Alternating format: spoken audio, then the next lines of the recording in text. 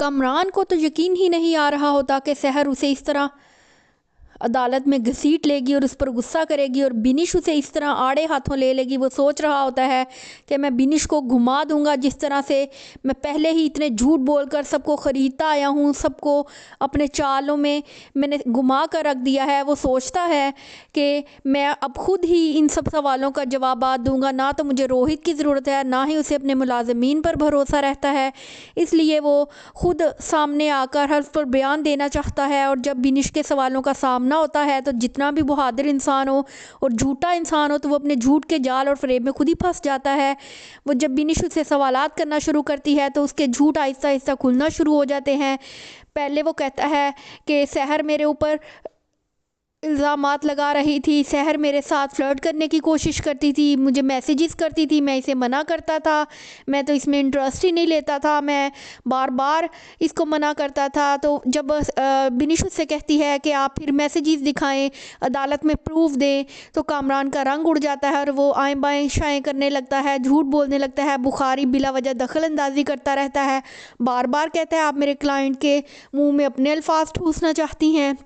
लेकिन कामरान पर गुरूर चढ़ा होता है और वो समझ रहा होता है कि बिनिश मेरे आगे क्या चीज़ है, मैं तो इसके सवालों के 1 मिनट में जवाब दे दूंगा। लेकिन जब मैसेजेस की बात आती है तो उसके पास कोई सबूत नहीं निकलता और कहता है मैंने सारे मैसेजेस डिलीट कर दिए हैं।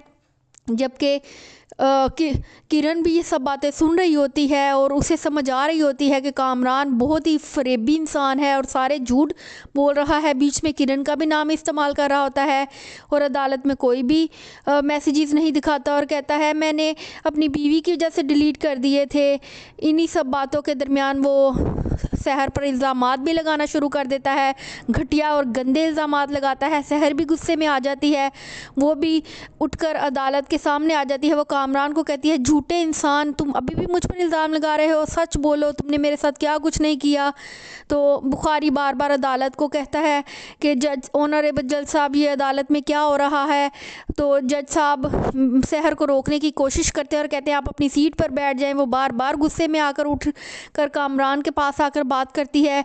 तो जज साहब को भी गुस्सा आ जाता है, सहर इन हरकतों से बाज नहीं आ रही होती। तो जज साहब पुलिस को कहते हैं कि इनको अपनी तहवील में लें और अदालत से बाहर ले जाएं। दूसरी तरफ किरण जब अदालत में ये सब कुछ देखती है तो वो रोहित के पास पहुंच जाती है, जाके रोहित से झगड़ना शुरू कर देती है। उसे कहती है कि तुमने मेरे साथ झूठ बोले हैं कामरान के बारे में। तो रोहित को भी गुस्सा आ जाता है, वो कहता है कि मैंने क्या झूठ बोले हैं, मैंने वही झूठ बोला है जो तुम सुनना चाहती थी। तुम्हें तो सिर्फ इस बात का बहाना चाहिए था कि कोई ऐसी बात हो जिससे तुम कामरान पर एतबार कर सको और तुम्हारा घर बर्बाद ना हो और तुम अपने शोहर पर अंधा एतमाद कर सको, जबकि तुम भी उसकी सारी हकीकतों और आदतों से वाकिफ़ हो।